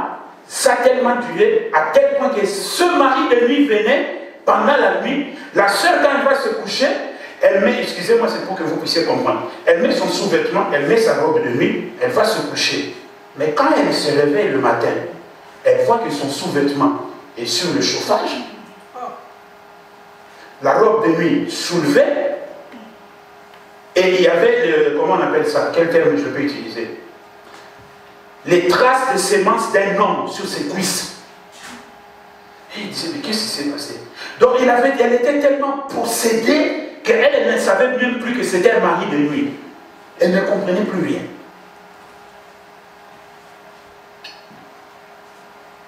Alléluia. Amen. Un jour, quand j'étais en France, il y a un entier qui me dit ceci. Il me dit, tu vois ces femmes-là, nous, chez nous, aux Antillais, on ne blague pas. Moi, je dis, comment vous ne blaguez pas? Il dit, si je vais pour qu'elle soit ma copine. Si elle refuse, je vais aller voir quelqu'un, je vais revenir la nuit. Elle va être ma femme. À l'époque, je ne connaissais pas Jésus, je ne comprenais pas ce que ça veut dire.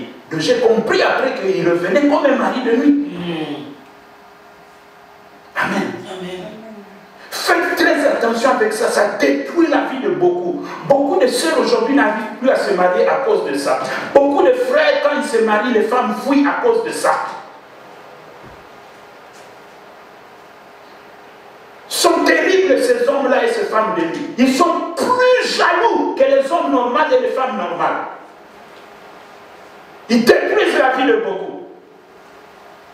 Et il y a des gens qui ont honte de dire qu'ils sont attaqués par ce démon-là, ou ils sont possédés par ce démon-là. Mais votre vie est en danger. Alléluia. Amen. Votre vie est en danger. Quand vous avez votre enfant, une fille, vous allez la laver.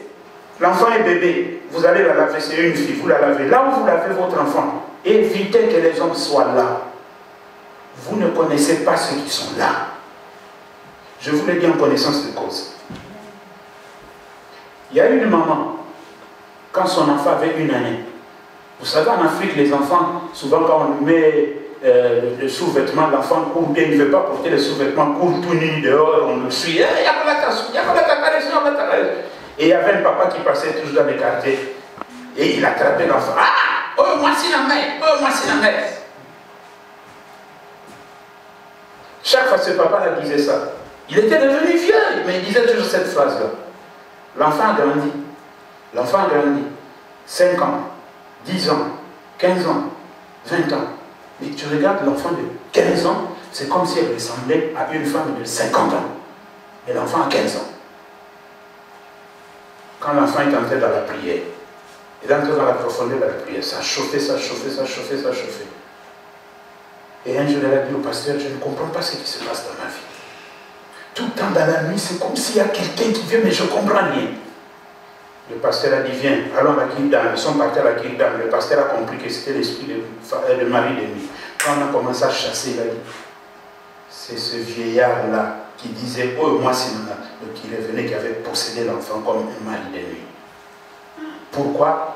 Parce qu'il voyait simplement la nudité de ce petit enfant de 3 ans, 4 ans.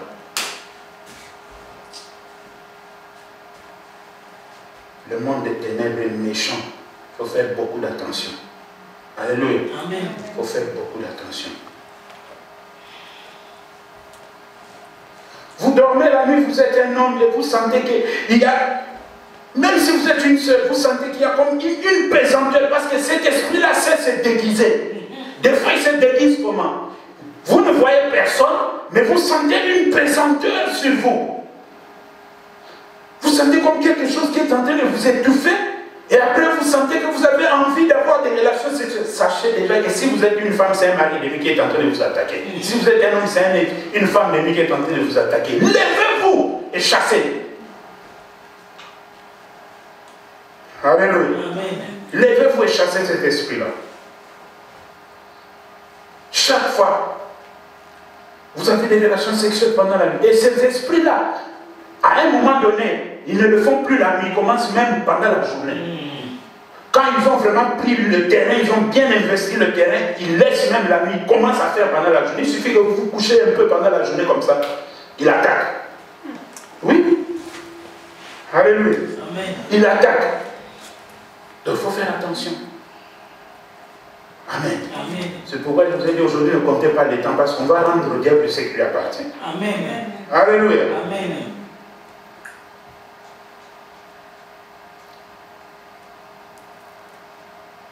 Esprit de femme et de mari de nuit. Si vous voyez quelqu'un qui vous dit, même qui ne connaît pas Jésus, ou qui est dans le Seigneur, mais qui n'est pas encore mûr dans les choses spirituelles, dit, dites-lui,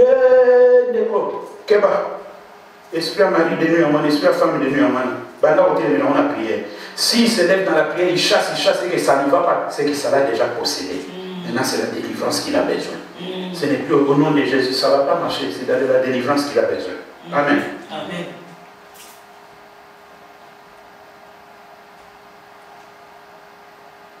Vous savez bien aimé, il y a un homme qui a dit ceci, quand il est parti chercher le fétiche, il a dit, on lui a dit, entre dans cette chambre, il est entré. Et quand il est entré, on lui a dit, ok, prends ce costume, porte ça. C'est avec ça que tu seras un homme fort, tu seras ceci. Lui, pour lui, il avait un costume. Il a pris le costume, il a mis le pantalon, il a mis la veste. Or, en réalité, ce n'était pas un costume, c'était tout un esprit qu'il avait possédé. C'était tout un esprit, mais sous forme de costume et pantalon. Alléluia. Sous forme de costume et de pantalon. Si même vous commencez à voir pendant la nuit, ça je fais une parenthèse, si même vous commencez à voir pendant la nuit, tout le temps vous êtes en train de manger, chaque songe vous êtes en train de manger, chaque songe, il y a un danger quelque part. Parce que le monde des ténèbres, qu'est-ce qu'il fait? Quand vous venez à l'église le dimanche, ou pendant la journée, quand vous priez, vous chassez, vous dites, pendant la nuit, ils viennent. Ce que tu es en train de manger pendant la nuit, si ça vient du monde des ténèbres, ils sont en train de renforcer leur pouvoir démoniaque sur toi. Et tu verras, quand tu te lèves le matin, tu n'as plus envie de prier, tu n'as même plus envie d'écouter la parole de Dieu, tu n'as même plus envie d'appeler les bien-aimés dans le Seigneur. Ils sont là derrière toi. Amen. Amen. Il faut faire attention. Prenez conscience du combat spirituel. Amen. Est-ce qu'on peut acclamer le Seigneur? Alléluia. Amen. Ici, je vais faire un effort d'être le plus pudique possible, mais tout en expliquant les choses. Amen. Amen.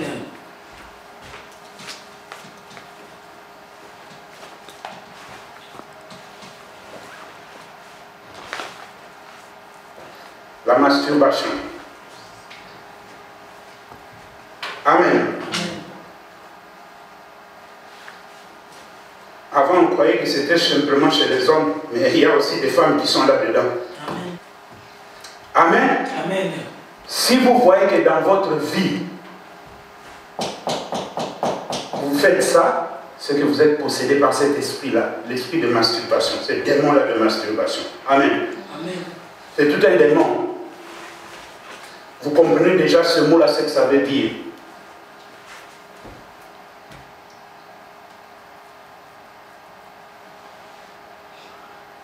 C'est pourquoi, plus tard, vous aurez des difficultés à vous marier.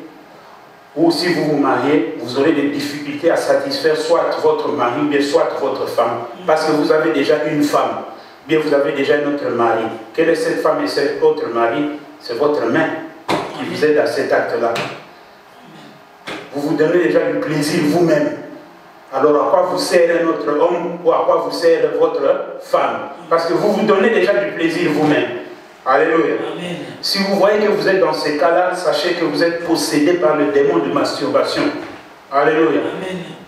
Et ces choses-là rendent souvent les hommes, comment on appelle ça, stériles. Si vous vous attachez trop à ça, la stérilité derrière. Alléluia. La stérilité derrière. Avant, on croyait que c'était simplement les hommes qui faisaient ça, mais il y a des femmes qui le font aussi. Et la preuve en est que l'homme blanc les a aidés même en leur fabriquant des appareils. Vous comprenez ce que je dis, non? Amen. Alléluia. Amen. L'esprit de masturbation, c'est un esprit qui est terrible. Il arrivera un moment donné, si vous êtes marié, vous n'aurez même plus envie de coucher avec votre propre mari, de votre propre femme. Parce que vous serez comme quelqu'un qui n'est pas satisfait. Que vous aurez envie de faire ça vous-même. Et avec vous-même, vous sentez plus de plaisir qu'avec votre femme et votre mari. Alléluia. Amen. C'est ça. Parce que vous êtes possédé par cet esprit-là. Il vous enlève dans le naturel de Dieu pour vous faire faire des choses qui sont abominables devant l'Éternel. Amen. Amen. Comme certains disent, oh, Amen.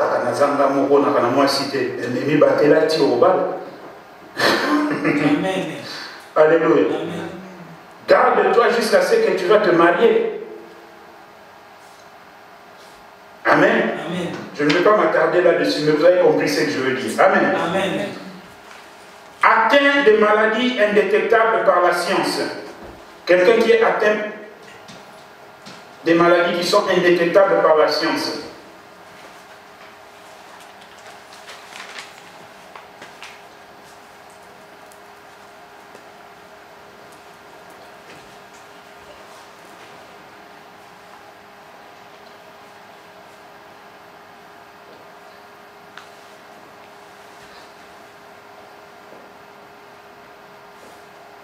Amen. Quelqu'un qui est atteint par des maladies indétectables par la science. On va à l'hôpital, on ne trouve rien. On fait des analyses, on ne voit rien. On fait ceci, on ne voit rien. Alléluia. Amen. On donne tel médicament, rien ne se passe. Sachez que cette personne est possédée. Ce sont ces démons-là qui sont en train d'avaler tous les médicaments qu'on va lui donner. Alléluia. Tout médicament qu'on lui donne, ce sont ces démons-là qui l'ont possédé, qui sont en train d'avaler cela. Alors, on ne va rien trouver. Maintenant, il faut aller dans le spirituel pour que la personne puisse être sauvée, puisse être guérie. Amen. Amen. Atteint de maladies indétectables par la science.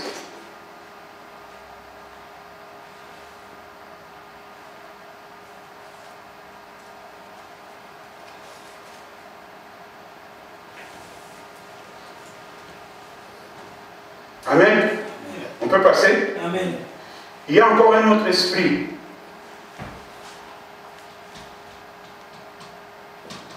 Désir sexuel exagéré.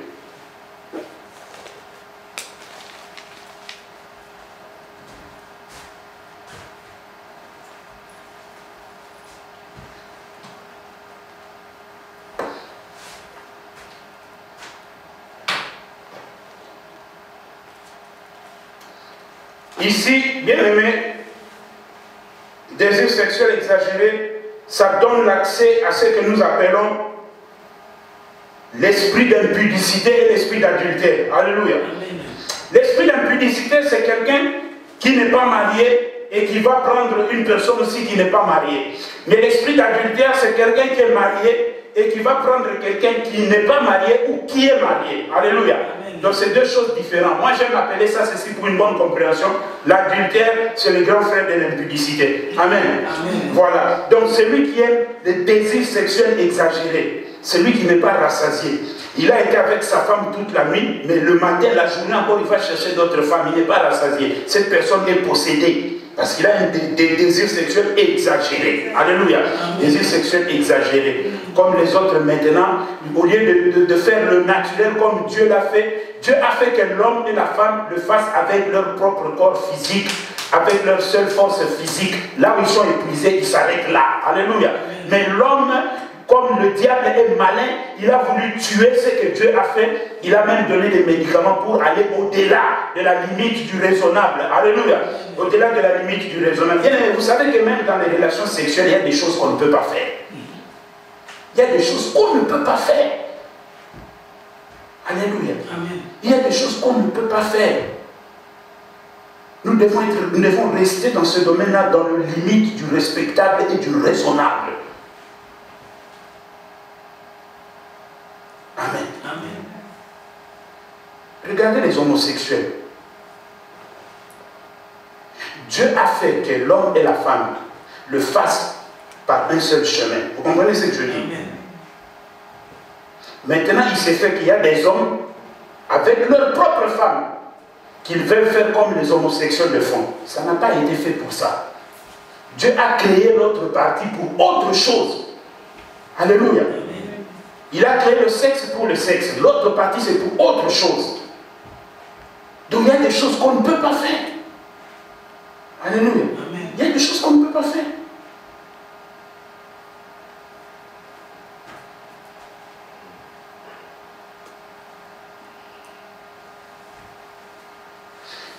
Une personne atteint de désirs sexuels exagérés. Cette personne-là va aller dans l'impudicité. Cette personne va aller dans l'adultère parce que les désirs sexuels ne sont jamais suffisants pour lui. Alléluia.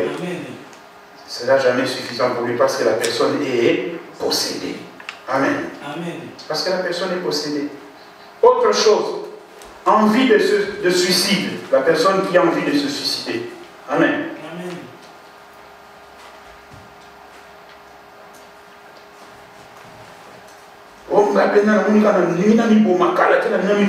Tu es déjà possédé. Le démon de suicide est déjà en toi. Il t'a déjà possédé. Alléluia. L'esprit de mort est déjà là. C'est l'esprit de mort qui pousse à cela. Écoutez bien aimé, vous savez, un enfant de Dieu, le diable ne peut pas l'abattre dans une année, dans 3 ans, dans 4 ans, dans 5 ans. Ce n'est pas possible. Ce n'est pas possible. Si vous voyez un véritable enfant de Dieu ou un serviteur de Dieu authentique qui tombe aujourd'hui, sachez que le combat a commencé il y a 15 ans, 10 ans. Le diable ne peut pas s'hasarder, se lever du jour au lendemain, commencer à combattre pour réussir. Ça ne marche pas. Tel que vous êtes là, le diable ne peut pas s'aventurer à venir vous abattre aujourd'hui. Ça ne va pas marcher. Et si vous tombez demain, sachez que ce combat-là a été commencé il y a 15 ans ou bien il y a 10 ans. Et c'est aujourd'hui qu'on vous a eu. Parce que le diable travaille en réseau. S'il veut te faire tomber avec cet esprit-là, surtout les frères et les sœurs, qu'est-ce qu'il fait d'abord? Il va commencer à envoyer autour de toi des frères et des sœurs qui sont célibataires, des jolis frères, de beaux frères, toujours autour de toi. Tu commences à les approcher, et vous verrez à un moment donné, votre conversation va basculer. Vous étiez, oh, tu vois, Jésus dit ceci, Jésus dit. Après, la conversation va basculer. Ma soeur, tu sais que moi, comme je suis dans le Seigneur, je vais poser une sœur du solo négosalima. Hein? Alléluia. Et vous allez tomber dans ce genre de causeries. Après, tu verras le frère. Oh non, ma soeur, Nazako les gars, ou bien la soeur qui passe et qui dit, oh frère, Nazako les gars, on a beaucoup de Nissanako, Makamo, pasteur, tu as comprendre bien. Pourquoi ne pas pasteur qui va faire comprendre? Bien pour lui sert de soutien à faire comprendre. Il est en train de travailler en réseau, mais vous ne vous rendez pas compte. Et il arrivera à un moment donné, quand il verra que vous êtes déjà proche du frère, la sœur, vous êtes proche du frère, le frère aussi ne sachant pas, qu'est-ce que le diable va faire? Il va regarder le frère, ah, il est célibataire. Il va commencer à lui flasher les flèches du point qu'on va parler suivant, les flèches des désirs impurs.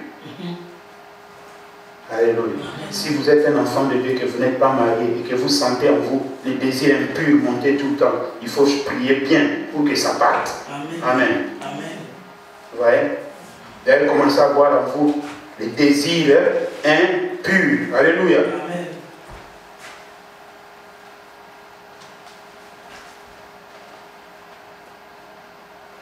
Alors il vous flash maintenant avec les désirs impurs. Quand il vous flash avec les désirs impurs, à chaque fois que vous savez, bien aimé, écoutez, je vais vous ouvrir cette parenthèse parce que ça m'avait fait mal au cœur quand cette personne a dit ça. Un serviteur de Dieu qui est connu ici en Europe, qui a osé dire à la télévision pendant une prédication, oh vous savez que il arrive des fois dans la délivrance, quand vous êtes en train de faire une délivrance pour une sœur, je cherche les mots pour être le plus pudique possible. Donc je vais utiliser ce terme-là, excusez-moi si ça vous fait mal. Amen, hein? C'est pour que vous compreniez. Il dit ceci, si vous êtes en train de délivrer une sœur, vous allez sentir, il dit que lui ça lui est déjà arrivé, il dit moi ça m'est déjà arrivé, j'étais en train de délivrer une sœur, pendant que je priais pour elle, j'ai senti,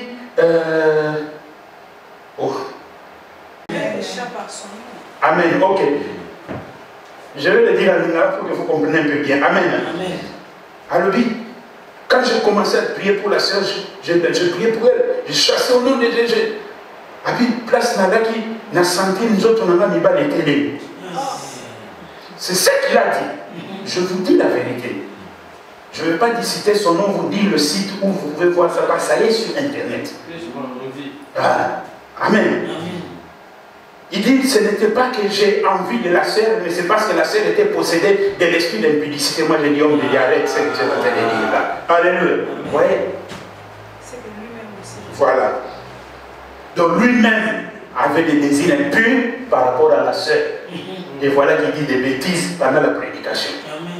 Et les gens nous disent, Amen. Moi, je dis, voilà, vous tous aussi, vous êtes sous l'envoûtement, vous êtes possédés, je ne sais pas. Alléluia. Vous voyez? Donc, c'est comme ça que le diable travaille. Et quand il va vous flasher ces désirs-là, et c'est là que vous verrez, oh, là, tu viens me voir dans le bureau après le culte, hein, on va encore bien parler parce qu'il y a des choses que je dois te dire. Et quand la sœur va aller dans le bureau, dans toute son ignorance aussi, qui n'a pas la maîtrise des choses spirituelles, et c'est là qu'elle va coucher avec la sœur et la catastrophe vient. Donc le diable a travaillé un réseau et il a fait tomber quelqu'un. C'est comme ça. Donc ça va prendre, il va prendre le temps qu'il prendra jusqu'au jour où il va vous atteindre. C'est pourquoi, bien aimé, je le répète et je le redis toujours, ayez conscience du combat spirituel. Ne soyez jamais distrait. Restez toujours en garde. Alléluia. Soyez toujours en garde. Ne baissez jamais la garde. Alléluia. Amen. Échec répété dans les projets.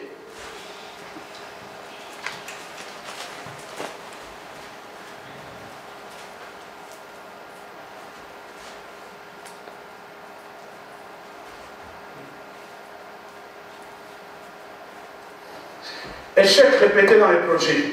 Si vous voyez toujours que vous avez des échecs dans vos projets, comprenez que vous êtes possédé. Je vais vous expliquer ça. La Bible dit ceci dans le livre de Philippiens. Dieu l'a souverainement élevé. Il a effacé l'acte dont les ordonnances qui nous condamnaient. Alléluia.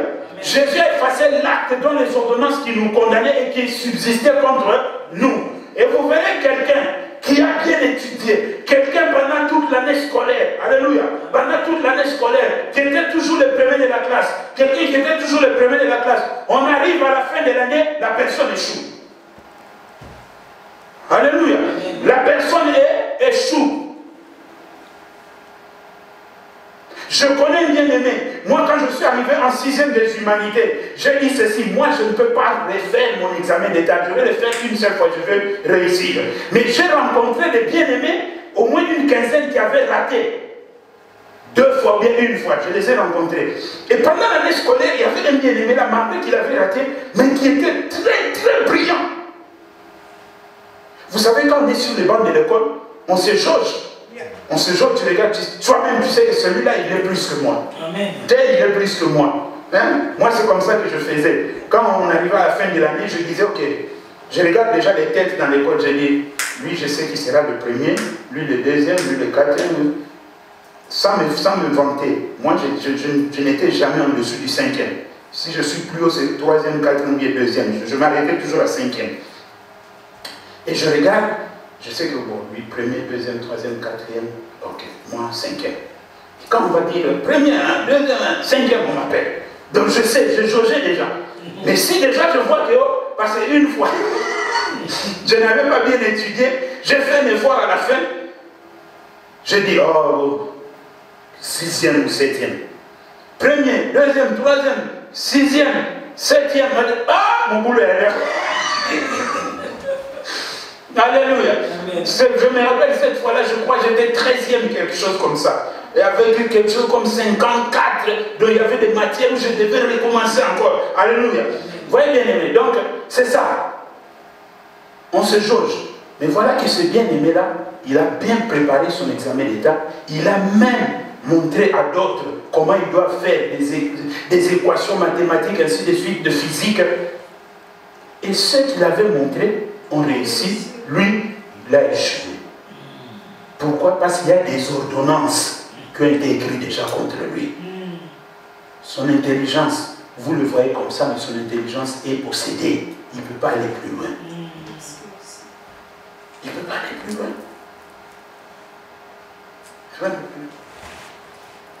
Alléluia. Il ne peut pas aller plus loin. Vous verrez, il y a des hommes qui se tiennent debout, qui parlent. Oh, aujourd'hui, voilà ceci, voilà cela. Mais en réalité, ce discours-là, ce n'est pas lui qui l'a écrit. C'est quelqu'un qui est derrière, qui est caché, qui a écrit ce discours-là. De lui-même, il ne peut pas écrire ce discours-là. Et quand il se perd quelque part, vous verrez quelqu'un venir lui souffler à l'oreille. Pour lui dire, parle ici, dis comme ça, fais ceci, fais cela. Et il le fait, vous acclamez. Mais celui-là, personne ne le connaît. Alléluia. Celui-là, personne ne le connaît. Vous avez des projets, vous faites des projets, vous allez. Et à un moment donné, échec. Vous faites encore. À un moment donné, échec. Comprenez qu'il y a des ordonnances. Il y a des ordonnances contre ces projets-là. Donc dans votre vie, vous êtes possédé par ce qu'on appelle l'esprit de surveillance. Ce démon-là a pour but de vous surveiller. À chaque fois que vous arrivez au moment où ça va, vous allez exploser dans la gloire de Dieu. Lui qui vous surveille, il donne le signe et le démon de blocage se présente. Bah, il vous bloque. Échec dans les projets. Alléluia. Échec dans les projets. Le dernier, pour qu'on aille maintenant dans la prière, parce qu'on a dépassé déjà le temps.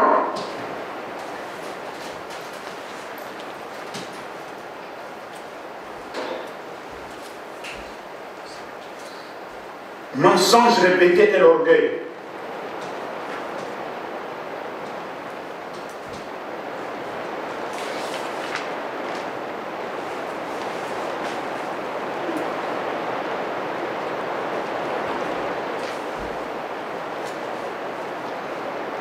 Mensonge répété et l'orgueil.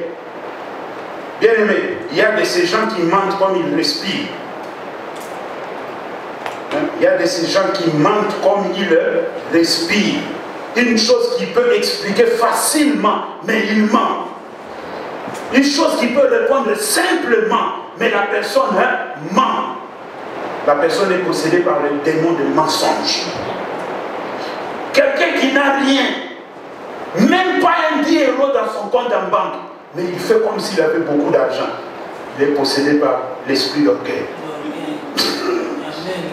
Il n'a rien. Vous le voyez, il entre quelque part là. Bakle wana zone César dépôt batiki yake ni là. Amen. Alléluia. Il n'a rien, mais il fait comme s'il avait quelque chose. Autre dans la zone, quelqu'un qui aime voir. Parce que celui qui est orgueilleux aime voir les autres en dessus de lui, lui est au-dessus de tout le monde. Si vous voyez quelqu'un comme ça, est-ce que ça ne vous inquiète pas? Comprenez que la personne est possédée. Il a besoin de la délivrance. Amen. Amen. La personne est possédée, a besoin de la délivrance. Ce que j'ai voulu vous donner avec l'aide du Saint-Esprit, c'est ça. Mais comprenez ceci, retenez bien ceci. Que tout acte que pose quelqu'un, toute chose que fait quelqu'un qui est en dehors de la parole de Dieu, répond au nom du démon qui lui pousse à poser ces actes-là. Vous avez compris? Amen. Même si on ne l'a pas dit ici, mais si la personne fait continue à faire telle chose et persévère dans cette chose-là, comprenez que ça représente ce démon-là qui l'a possédé. Parce qu'il n'est pas maître de lui, il n'est pas maître d'elle-même, cette personne, et ce démon-là lui pousse à faire ces choses-là. Vous verrez, par exemple, il y a de ces gens qui n'ont même pas peur de femmes d'autrui ou de mari d'autrui. Qui est même prêt à aller proposer à une femme d'autrui que je veux aller avec toi. Comprenez que cette personne est possédée par l'esprit d'impudicité. S'il est marié, possédé par l'esprit d'adultère. Alléluia. Amen. Il y a de ces gens-là qui n'ont même pas peur dans l'église de faire sortir les sœurs dehors.